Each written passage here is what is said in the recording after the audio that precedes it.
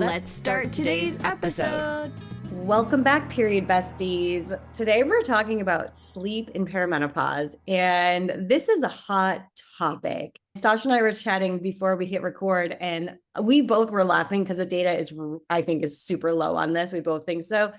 60% of women in perimenopause are experiencing insomnia, and we both laughed when we read that out loud because I think it's like 99% of women.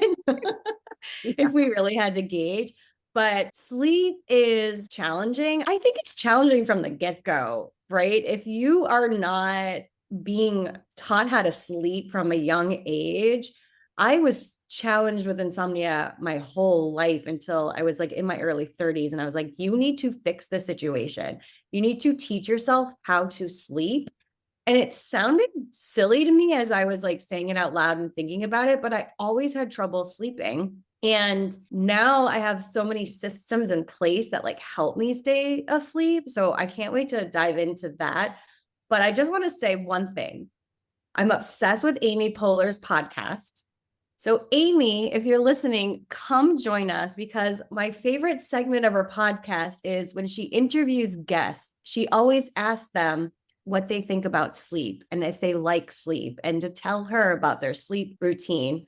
And I love all of these women who are like, I love to eat dinner at 5:30, 6 o'clock. And then I like to crawl into bed and be sleeping by 9. I laugh every time. And I just think it's amazing that everyone's talking about sleep, how to get more sleep, and like how important it is to go to bed early. Cause that was just not my reality. I've always been a night owl until I was in my mid 30s and I was like, I can't stay up anymore. Oh, same. I mean, I was a bartender in New York City, right? The bars don't close till 4, which means you're doing cleanup and paperwork till 5, 6. You're getting home at 6, 7 in the morning. I used to stop by our bagel shop on the way home because they would just have like the door cracked and you could get a bagel before they even opened, like a hot and crusty bagel, and I would eat it on the walk back to the apartment and then go to sleep. Like, oh my goodness. yeah, no, terrible for your sleep schedule. I was really relieved when I moved to California. I'm like, oh yeah, our bars close at 2. And I was like, oh, that's gonna be amazing. And then one day I was like, I'm done with this. I'm gonna just waitress at a restaurant that doesn't have a bar so that I can be done at 10. But yeah, my first perimenopause symptoms was itchy ears, allergies, and insomnia. Like all 3 of them. In fact, I remember laying in bed, unable to sleep because my ears were itching me so bad. And I was like trying to like push in the side of my jaw to scratch them. And I was like trying to get my tongue to meet my finger on the side of my jaw to like scratch inside the ear. And like, I did not sleep at all. I spent the whole night trying to itch inside my ears. I was like, I'm gonna blow an eardrum out trying to, Oh to my deal with God. this. It was Like, that bad? it was so bad. And I had some inner ear drops from swimming or something. I don't even remember what. I had like an ear pain years before that, but I had some like homeopathic ear drops, and I was digging through the closet trying to find the ear drops in the back, and it was just utter misery. And then the ear itching thing sort of subside, but I still couldn't sleep. And I was like, what? And then I was doing the classic, like you see, I'm sure everyone's seen the videos on social media of like the woman up at 3 a.m. cleaning the house because she's wide awake or doing taxes or working or something because just wide awake at 3 a.m. as if poof, it's the beginning of the day. And I was awake, like, go get them. Let's get things done. Awake. And I did the same thing. I would clean the kitchen, I would scrub the oven, I would mop the floors. I would do intensive cleaning in the middle of the night because I just could not sleep. So even though I had dialed in a really good sleep system and I had slept really well for years, like I was fall asleep immediately, stay asleep until I woke up, a good 7 hours in follicular ovulation, a good 9 hours in luteal and menstrual. Like I was locked in on my sleep patterns, and then just everything was gone. None of my I did all of the things, the screens, the lights, the sounds, all of the things. And then like just all of a sudden nothing was working. Welcome to perimenopause. Oh my Boom. God. I feel like, and I was laughing when you were scrubbing the oven because I feel like if that were to happen to me, I think I would just watch TV. I did do that. I read books, I scrolled on social media, but after a couple of weeks, you're like, you know what? Screw it. The kitchen's a disaster. I'm gonna go do that instead. Like, I just can't lay here anymore. Yeah. No, it's so interesting. I feel like, and I don't want to jinx myself, so I don't even know if I should say this out loud, but my sleep has been okay. And my thing is, and again, don't throw stones at me, but I can't sleep enough. Like I don't, and I think this is also the flip end is I feel like I've been sleeping like 11 Oh yeah. hours a night and I'm exhausted. Like all I want to do right now as I'm talking to you is go back to bed. Yeah. And I've just been really tired, which I can't live my life like that. I have 5-year-old boys. Like I need to get up and go and do things, but like my body just like wants all it wants to do is sleep. And I'm not complaining again, like it's not that.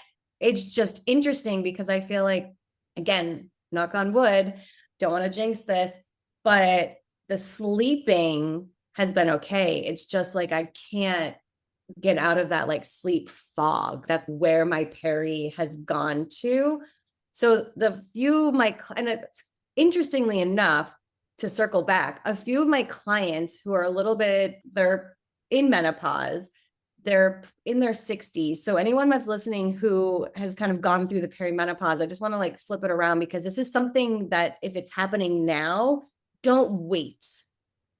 If you, or even if you never did have kids, if you were somebody that woke up a lot throughout the night to pee and you kind of did this your whole life, it will continue because now your brain is signaling to you that you need to get up and go to the bathroom. So a lot of times this happens when women have children and they start breastfeeding and they're getting up throughout the night or bottle feeding and they're getting up throughout the night.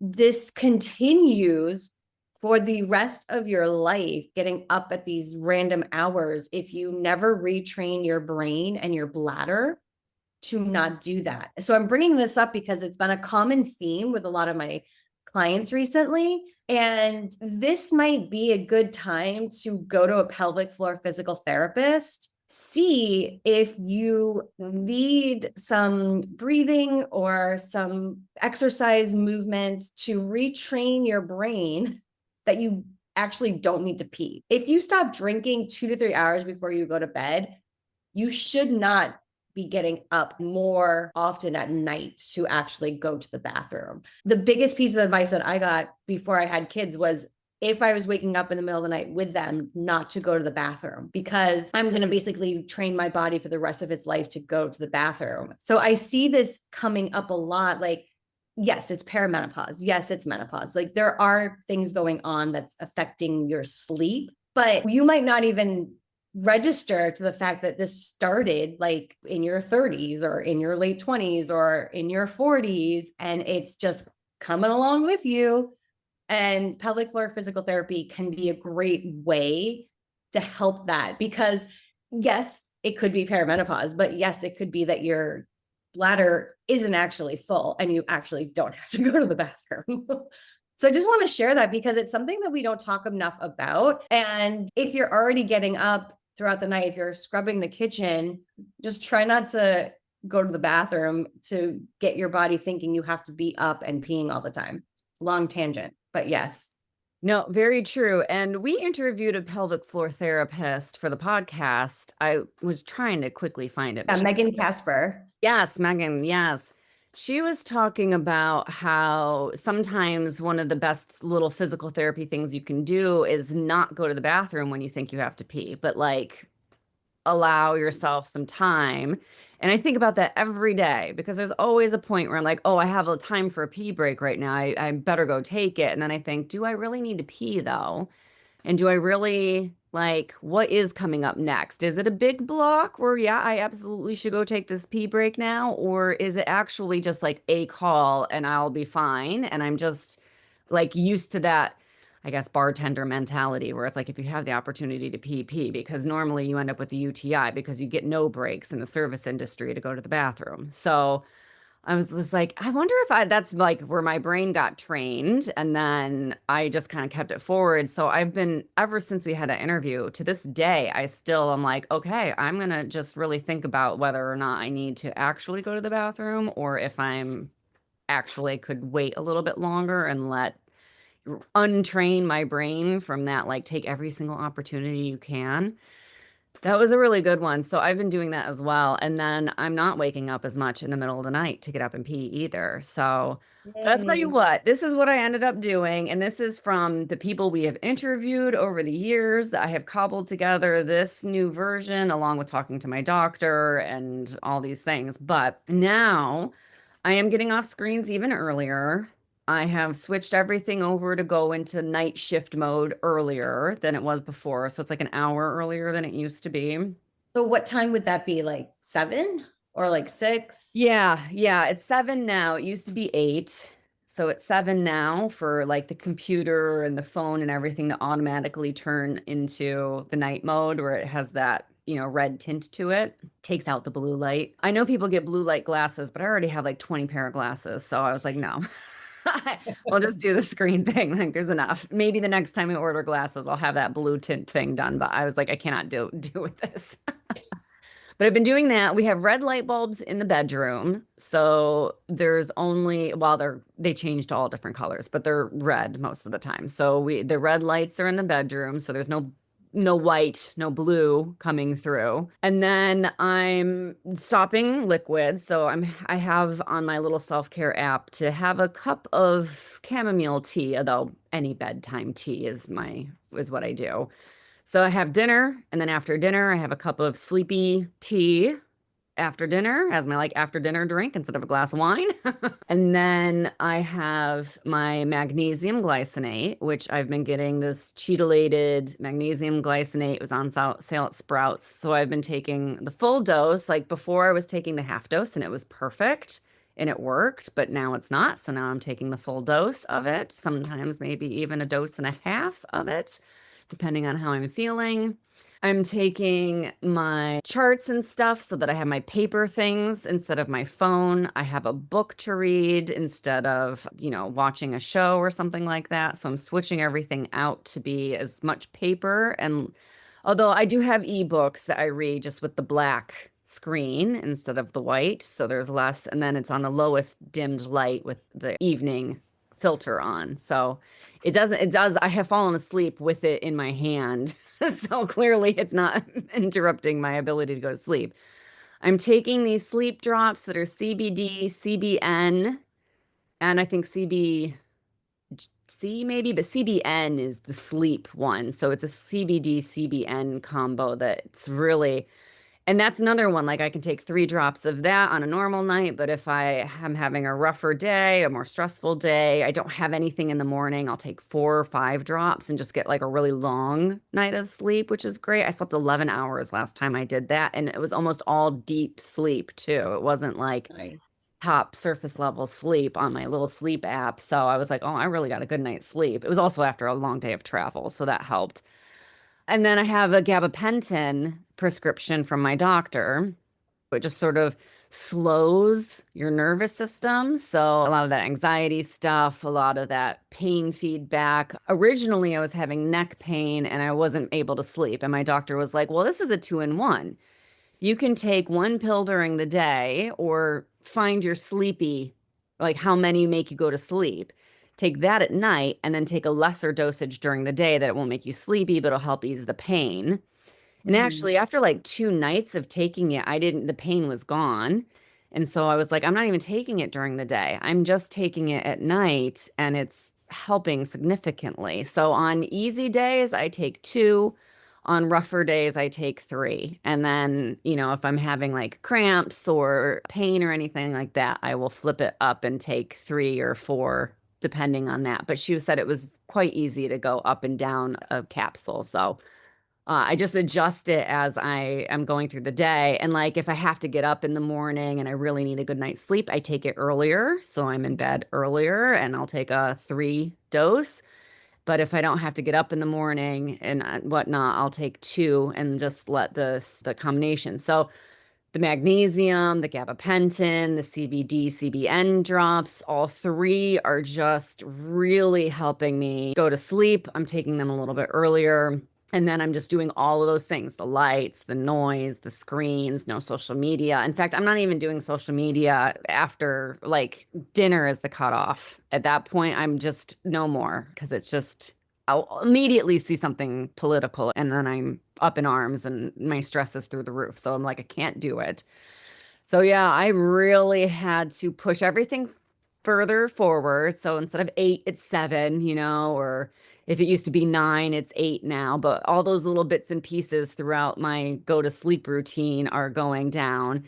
So even like the castor oil compress, I'm doing a little bit earlier than I used to at night, though I'm still falling asleep with it on most of the time.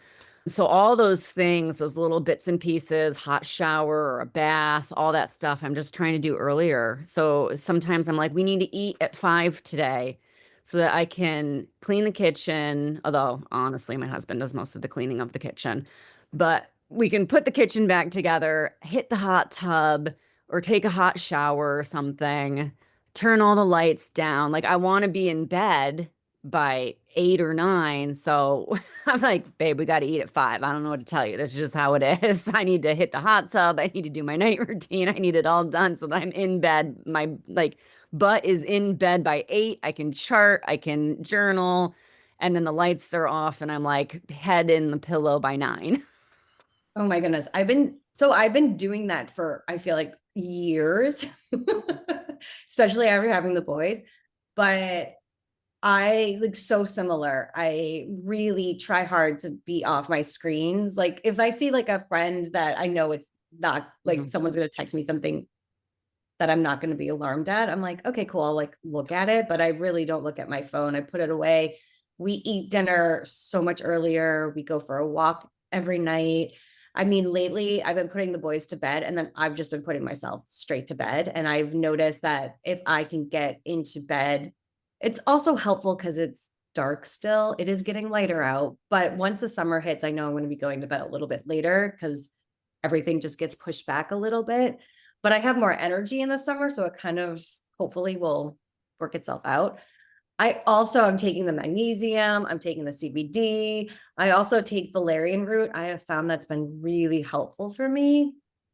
And progesterone, which I know we both take. Yeah. So I've Forgot been about that. taking that from ovulation until I get my period. And that's been probably the biggest change from what I was doing previously is getting that progesterone in, which has been life changing. And I'm still cycling every month. So I haven't switched that out to start the whole cycle yet, but I probably will eventually once things really do shift and change in terms of the progesterone. But yeah, like no liquids, getting to bed earlier. I read my romance novels. I really feel like dialing in, not like even when I wake up, just talking to myself. And if I always have a piece of paper next to my bed, so if my brain is really running, I can just write it down and get it out of my brain. So keep a journal, pen, piece of paper next to your bed. You might not even recognize your handwriting in the morning because I'll do it in the dark and I'm like, call doctor or whatever, but like I will remember it, but it really does help me. So as I hear that a lot from my clients, like I just can't get out of my head. And I'm like, write everything down before you go to bed. And if you wake up and you're thinking about something, just write it down. It really, you saying to your brain, I'll remember in the morning, I'll remember in the morning is going to keep you up at night. So just write it down. And progesterone, just making sure that it's progesterone and you're not getting like a synthetic hormone, it's going to be life changing. And as we continue down this road of perimenopause, I know we're at different stages at the moment because of your cycles and my cycles. So it'll be interesting to see. I'm turning 47. It'll be interesting to see what shifts and changes in terms of like my night routine. But I have to say, don't read emails, don't look at social media. Wow. Don't watch anything that's going to keep you up at night. There's so many dark shows on right now. I really wish they're going to I really wish they bring comedies back. I know Ted Lasso's coming back season 4, so thank goodness, like something lighthearted. But please just don't watch anything that's going to get your brain turning and thinking. And yeah, because that's the hard part. I feel like for women in Peri, it's just our brains. We're feeling more anxious, right? Where brains are moving really fast. Like a lot of us are experiencing burnout. A lot of us from our brain, from our activity. So we say this all the time, but how can you reduce that? Maybe it's really saying no more, having healthy boundaries. If you're very social and you like to go out, maybe you just try to get out one night a week rather than a few nights a week, or you try to do that on the weekend so you can try to sleep in a little bit or something. And the other thing too is alcohol. Yeah. If you're drinking a lot to help you unwind, that is going to wake you up in the middle of the night. That is not helping. You're not loving your liver by doing that. So be really mindful about alcohol at any time of your life, but especially sleeping and perimenopause and menopause. And I think sometimes we don't think of it that way. Like when we drink, it actually can affect the production of melatonin in your body. And melatonin is a hormone. So you might be falling asleep, but if you're waking up and you're not getting that, you're falling asleep, but you're not getting solid sleep, you're going to wake up. And the other thing too is caffeine. Yeah. That's a hard one, right? Because if you're not sleeping well, you're probably using the caffeine to like get you through the day. So maybe more gentle, like green tea instead of coffee. Matcha, I love matcha, but it's potent. So you probably don't need the whole matcha, right? Maybe you have a smaller cup of matcha, but be mindful and figure out what caffeine does to you. And I've noticed if I have a matcha later in my cycle, it's going to affect my sleep way more than the first phase of my cycle. So I kind of try to manage my matcha intake that way. But if you're having coffee, have it after water, food, first thing in the morning, and really minimize that. But coffee can stay in your body up to 24 hours. So the cup of coffee yesterday might be affecting your sleep tonight. So just being mindful of those things, writing it down, charting, so you can figure out, trying to connect the dots of what helps you in different phases of your cycle. But with Peri, that red wine is not helping you unwind. I promise you that, unfortunately. No, and your melatonin production is going down. It's one of the hormones that decline in perimenopause. So you're disturbing your melatonin production with wine, alcohol, caffeine, those kinds of things. And then you're already losing it. So you might find that taking some melatonin can be really helpful as well. It depends on if you are able to fall asleep and then you're just waking up in the middle of the night, or if you're having trouble falling asleep, and or just whatever combination there is. Like I don't take a lot of melatonin, but sometimes I do take a slow release melatonin if I'm struggling with those waking up in the night issues. I'll take a slow release melatonin. And when I travel, I take melatonin Yes. with me just because it disrupts Always. everything. Yeah. Which I've always done anyway. But in perimenopause, I'm like, okay, make sure it's like now it's a required traveling supplement. 100%. What, in terms of the time release melatonin, does it say that on the Yeah. bottle? It said Oh, that on the okay, cool. bottle. Yeah. So I have some that are like quick dissolve under the tongue ones. And then I have some that are tablets that are slow release on the bottle. And so I got that for actually the first time I went to Australia, so that I would have something to help with that time zone, because it's like a 12-hour difference. So I got that to help. So when I went to Australia the first time, I took the quick release and the time slow release ones so that I could get to sleep and then help me stay asleep a little bit longer. So the jet lag was a little bit quicker to overcome. And then on the way back, I did the same thing. And now I just do the same thing, except now it's just at home because the perimenopause is like living through jet lag. Oh my God, I know. Maybe that's what I feel like every day. I feel like I have jet lag. Yeah, that's that brain fog that comes with perimenopause, the fatigue that comes with perimenopause. I forget the numbers off the top of my head, but brain fog and fatigue are two really high. So you can have a solid, your sleep app could say you were in deep REM sleep, you slept for 11 hours, it was incredible sleep, and you still wake up tired. And that's that perimenopause, just fatigue, brain fog, all of those all of that brain rewiring is exhausting and hard on your body. And it's just happening, unfortunately, in these years when we are at the peak of we're taking care of kids and parents. We're taking care of businesses and jobs. Some of us are at like the peak level of our jobs. Some of us are starting new ones, right? Some of us are like, we're starting a new water reclamation business. So for me, it's like I'm business. We've started the non-for-profit collective, and Chris and I are working on a water business so I'm like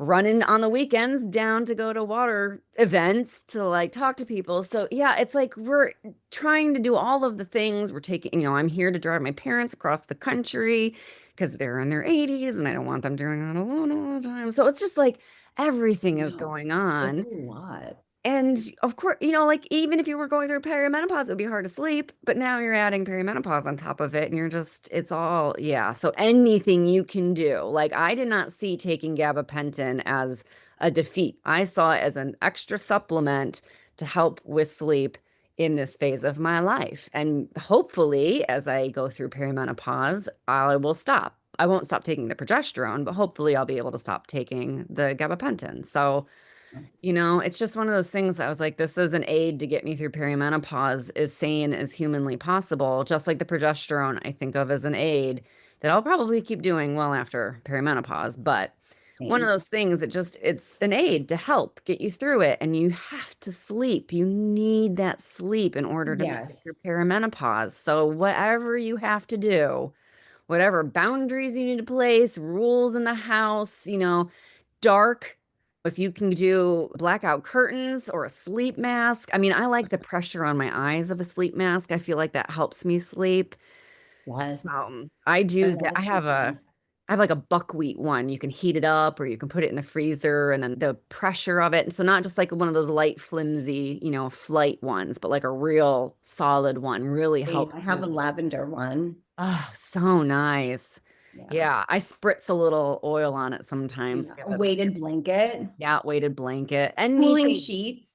Yeah. Sorry, I'm keep interrupting you, but I'm No, like thinking of all these things to like add in, like cooling sheets. I'm still not hot. no, me So either. I can't do cooling sheets. You're still not either. Yeah. No, I wonder I if we do the ever will cooling be. sheets in the summer. Like we have sheets that are really nice and light and cool, and we put those on in the summer, and then we have flannel sheets we put on in the winter because it's Mm. cold in the winter. So we do flannel sheets in the winter, or just like 20 blankets on top of the bed. So, but I will say this is one change. I'm curious. I've never been able to go to sleep without socks because I'm always freezing. And now I go to bed without socks. It's the first time in my life that I've not worn socks to bed. That was a little shocking. It just started happening 2 months ago. And I was like, oh, because I've never been able to go to sleep, even in the summer, without, really. yes, because my feet are always so cold. No, I've never been able to wear socks to bed, and I stick my feet out from under the bed. So now like I'm waking up in the morning and the sheets and blankets and everything have shifted all the way to the other side of the bed because at some point I kick them all off, my feet and my legs, and then I wake up freezing because it's like 50 degrees in our house at night. So then I pile the blankets back on, but yeah, that's funny. That's really interesting to hear. I know, because I like it's so cold all the time. The other thing too is keeping it nice and cool, 68 degrees, which I know is different times of the year, how challenging that might be to keep the house that cool. But I've noticed that really helps me too. And I think like the bottom line is that do what you need to do to sleep and get through the day, being able to do what you need to do. Because I think for so long, we have thought of sleep as like something we'll do later and later and later, and really just focusing on how to connect the dots and figure out what might be missing. And maybe it's not even missing, it might just be a mindset of I'm going to bed earlier. I'm going to do these things, because if you're not sleeping well, your hormones are going to get mad at you. Mm. They really will. Yeah. And don't think you're crazy if you have a 20-step sleep, because Katie and I both have a 20-step sleep I know. I'm routine. like, we need to write down how many steps it actually is. I know, for real. Don't feel crazy. That's the thing about perimenopause. No matter what, if it's working, I don't care how many steps it is. I don't care what you do. If it's working, do it. And don't feel crazy about it. It is all self-care survival mode. We're doing the perimenopause coaching certification course right now. And I think every single class so far, I have put radical self-care on there. Yes. Like, you need to tell your clients that this is a radical self-care time of life. Harp on it. Tell them that every session. I've been telling you guys every class, like, radical self-care is the name of the game. And this is a decade-long process. This isn't a radical self-care for 1 month. This is a decade of radical self-care. Hopefully you come out the other end and you don't see it as radical anymore. You just see it as a way of taking care of yourself better. But if that's what you have to do, do it. If it works, do it. If it's a 20-step program, do it. Whatever makes you feel better, do it. And don't let anyone make you feel crazy for it. You are in survival to get through this. Don't let anyone make you dim your light or make you feel crazy or anything else. Just full steam ahead. Do what you got to do to take care of yourself. Done. Awesome way to end. I love it. Mic We will drop. see you Peace next out. episode. Yes, mic drop.